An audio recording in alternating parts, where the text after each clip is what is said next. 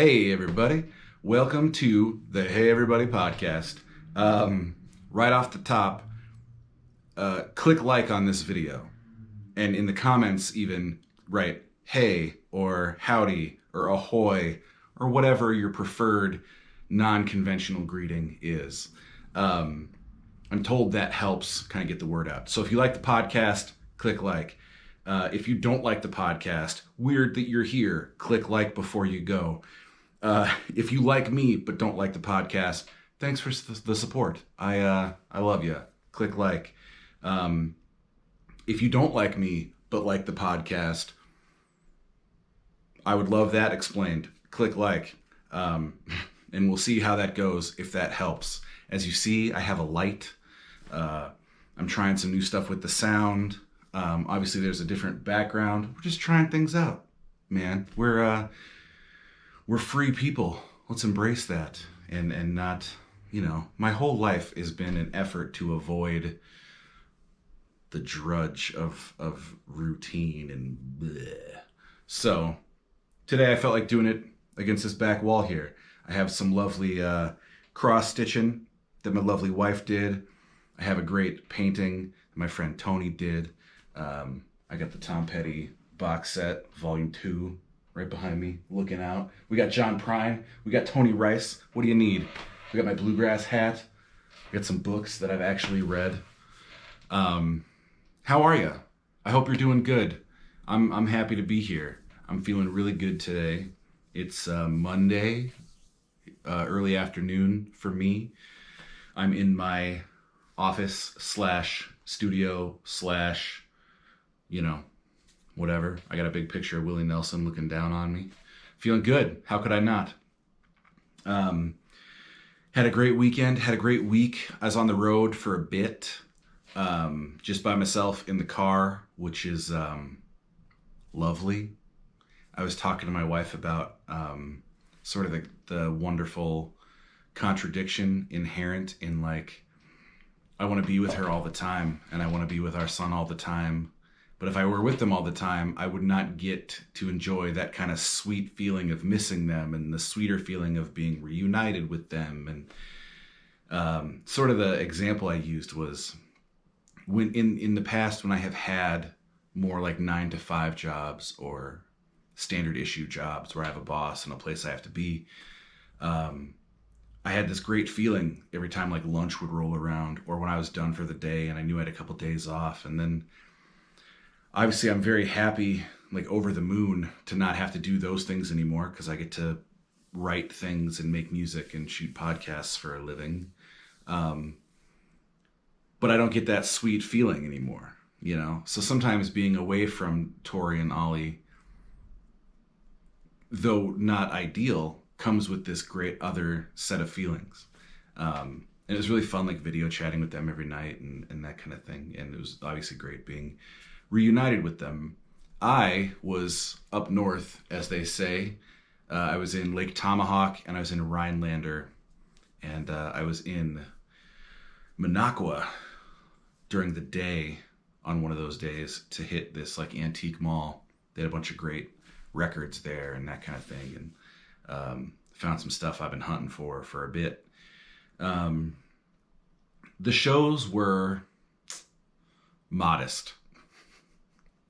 I don't think I'm supposed to tell you that. I think I'm supposed to make you think, oh, the shows were great, man. It was a hit. And I got a picture of me on stage from just the right angle where it looks like there's a lot of people and they're actually facing me. I've been to those shows, man. I have opened shows that you might consider to be kind of a bust. That didn't go great. There wasn't a huge crowd. The crowd that was there didn't really care for it, that kind of thing. And then on my drive home, my phone will buzz and it's Instagram telling me that somehow the headliner got the perfect shot where the place looks packed and they're loving it. They all got their hands in the air, but I know they're yawning. They're going, oh. And I tell you what, I'm not interested in that. I know I'm supposed to be working on the image and crafting the narrative just so, and that kind of, I'm not into it. It sounds exhausting. and it's not why I'm here. Um, I played to a very, very, very, very, very small crowd on Wednesday night, but they enjoyed it. And I played to a bigger but small crowd on Thursday night, but they enjoyed it. And that's all I care about, you know? Um, if 30 people watch this podcast, but 27 of them love it and look forward to it and kind of need it and support it and that kind of thing, good. You know, I've been very fortunate to play some very big shows. And obviously opening for someone else, not on any of my own steam, but some of them didn't feel very good, or they felt good in a different way that was very just in that particular moment. It was a thrill, but a thrill wears off, whereas a connection like strengthens and remains, hopefully, a real one anyway. And that's what I'm interested in. I would love it if I could just travel around and play to small groups of people, you know, 30, 40, 50. I mean, I'd take 500 for sure, but just people that care, you know. That's what I'm here for. I think I hear an ice cream truck right now, which is strange because it's like the middle of the day on a Monday. But I was driving home, and it just kind of occurred to me that the what gives me the fuel to keep playing shows, because the reality is I'm of an age and of a success level and of a place in life, meaning married with a kid, that people quit. You know, every year there are fewer of my peers sort of in the game if they haven't gotten that record deal or haven't gotten that booking agent or that publicist or whatever. And I'm convinced, and I was thinking about this on the drive home, that were it not for how I feel about these songs, I would have quit as well. You know, Dave Van Ronk, who's a famous, like, not famous enough, obviously. He's like a pre-Dylan folk singer in New York and actually influenced Bob Dylan. And there's a pretty good movie called Inside Llewyn Davis that I really like that is loosely based on Dave Van Ronk. Anyway, one of my favorite Van Ronk quotes is, I would have quit if I could have.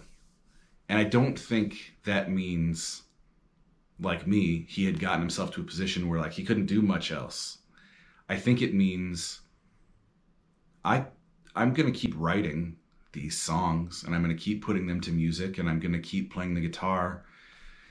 So I might as well do it for people. And if only 5 people show up, it's a good thing I care about these songs. You know, I think a lot of times you see people start to feel like failures because they're not trying to succeed in the one area that's entirely in their control, which is the thing you're making needs to be valued by the person making it first. Instead, you see these people, they go down to Nashville and they try to meet people and do everything just right and craft their image just so, and now I'll start working with other songwriters because my songs aren't getting the job done and that kind of thing. And then when that doesn't work, a thing that maybe they didn't even care about has failed. So what's the point? You know what I mean? What is the point of any of this if you aren't driving home going, I believe in these songs, I care about these songs. And I think that can be applied to anyone, to any life, you know?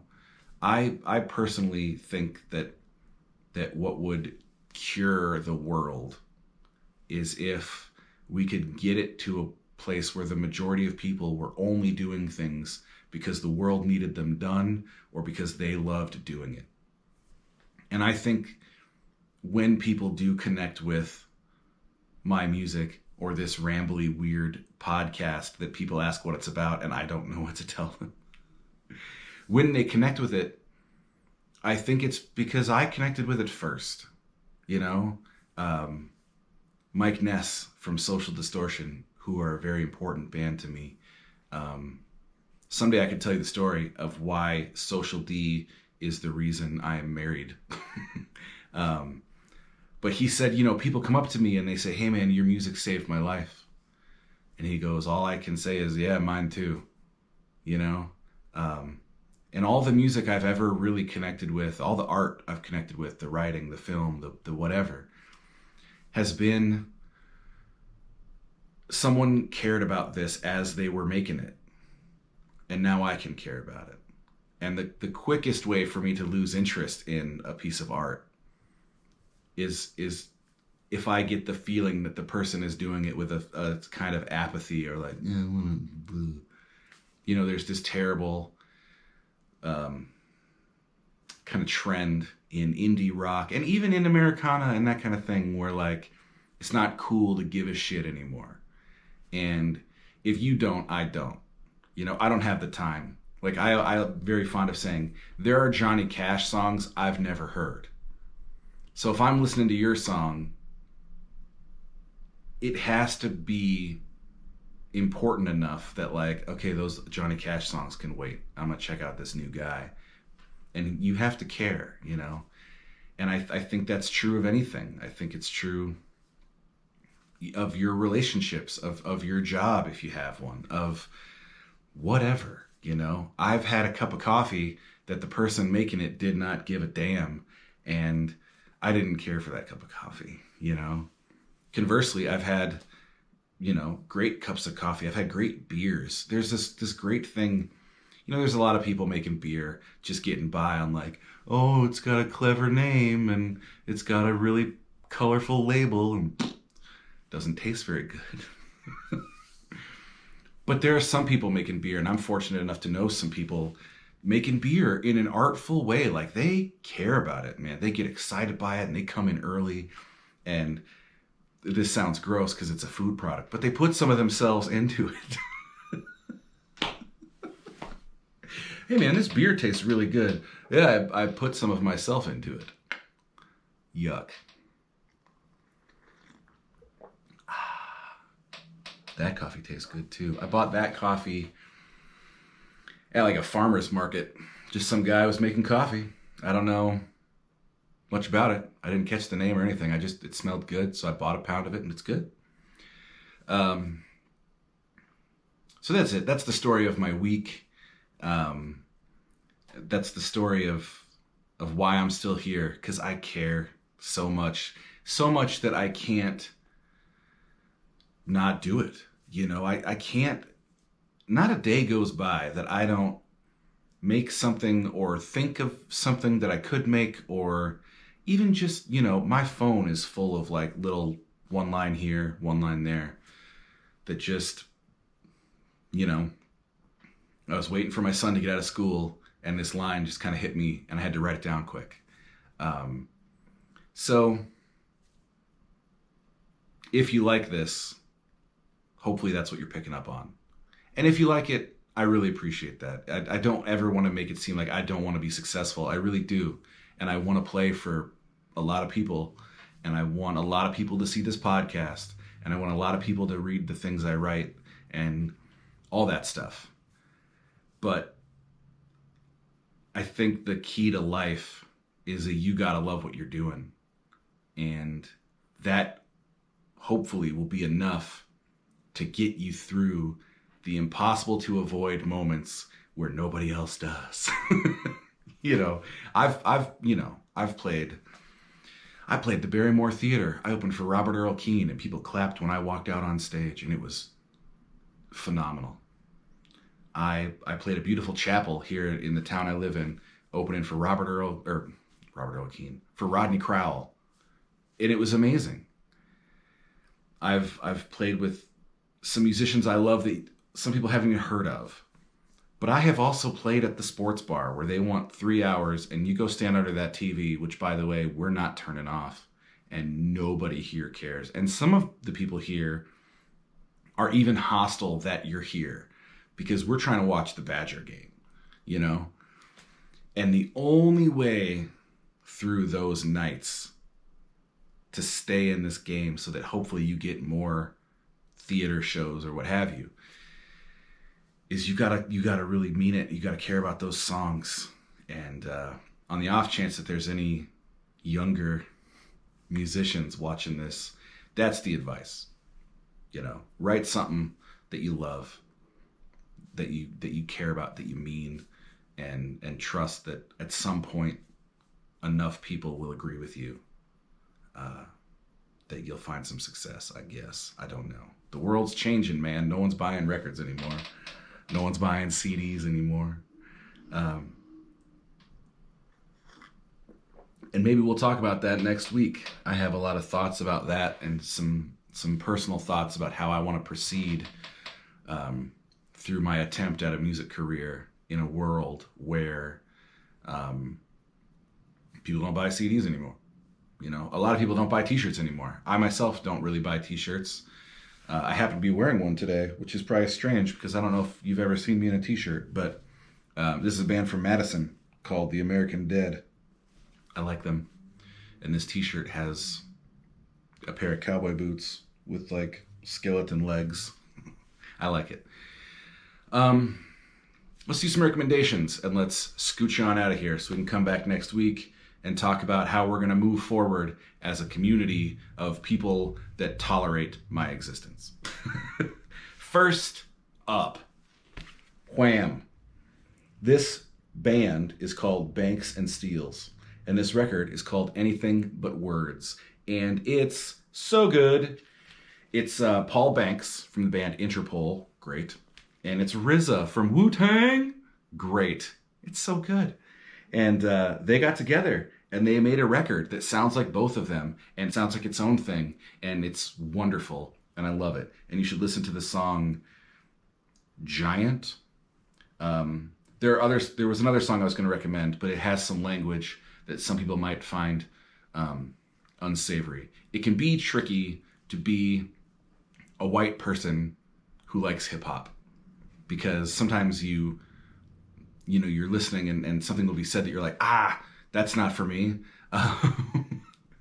But I think the song Giant is all good. And, it's not our place to tell people what to say, Certainly not RZA from Wu-Tang. Ugh. Just keep them coming, man. I love it. So yeah, it's great. And I've been looking for it for a while. And I finally found it at a great shop in Green Bay called Rock and Roll Land. And that is notable because of what's coming up next. Plop that right down on my new rug. This gentleman is named Vincent Neil Emerson. And this is his self-titled record. It looks old-timey and it sounds kind of old-timey, but it has a modern-day fervor or enthusiasm, if you will. I also found this at Rock and Roll Land because Todd, the purveyor of all things awesome at Rock and Roll Land in Green Bay, Wisconsin, he said, "Hey man, have you heard this guy?" And I said, "No." And he told me to listen to it, and I did, and I like it. And Rodney Crowell produced it, and it's got this great, I love records that look like this. I miss this look. Check out the song "Learnin' to Drown." I believe he's from Texas, and he's kind of carrying on that Towns, Guy Clark kind of thing. But I don't feel like he's beholden to Texas. I feel like sometimes he sounds a little more Appalachian. Sometimes he just sounds more like a folk singer, and a lot of times just, that Texas country. But check it out, Vincent Neil Emerson. Here's a fun fact. People named Vince Neil make music that I like. That's a Motley Crue joke. All right, that's it. That one was kind of short too. Are these all going to be short from now on? I don't know. Are they all even going to be against this part of my office? I don't know. Are they going to be weekly, bi-weekly, monthly? I don't know. That's the beauty of it. I just want to do what feels like the right thing to do. And today, it felt like the right thing to do to say, I got to live my dream by traveling and playing music for people for a few days. And they were not huge shows. They were not giant crowds. They were not massive merch nights. It was just the opportunity to prove to myself and to the world that when I said my dream was to travel around and play these songs, that's what I meant. Sometimes I think people think their dream is this, when really their dream is that. They say, my dream is to travel and play my songs. But really their dream is to be on a bus and be surrounded by women and drugs. Or, my dream is to cook for people. But really their dream is to be on TV in a chef's coat and telling people what's what. Or my dream is to be my own boss. But really your dream is to be wealthy and run a company that somehow makes a bunch of money. But I'm comforted by the fact that, my dream is to be a husband and a father and to make things that I care about. And my hope is that other people will care about them too. And I think the bank that holds my mortgage hopes that as well. So for being here, thank you. I appreciate it. I will do my best to promise you to never phone it in, to never come here and just fill 20 minutes talking about shit I don't really care about, or write some bogus song with a big hook or whatever that people will like and they'll put on the radio because that's still a thing. And thank you for being here. Thank you for liking it, for commenting on it, for sharing it. All huge.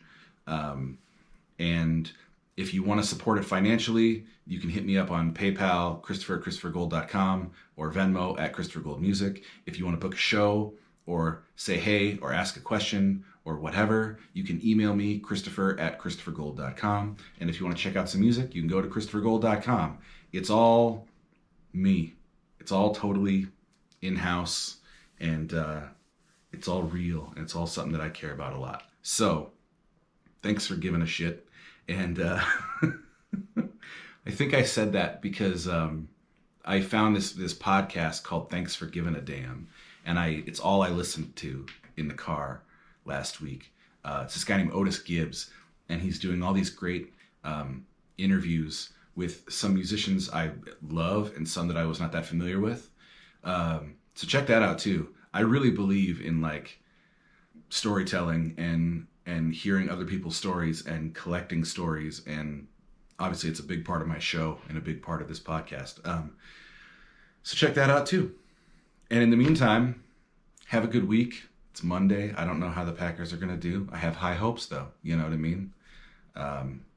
Because why would you have any other kind of hopes?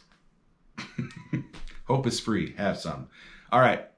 I love you guys. I will talk to you soon. Take care of yourselves. Take care of somebody else. Get in touch. Come to a show. I'll talk to you soon. Tell a friend. Bye.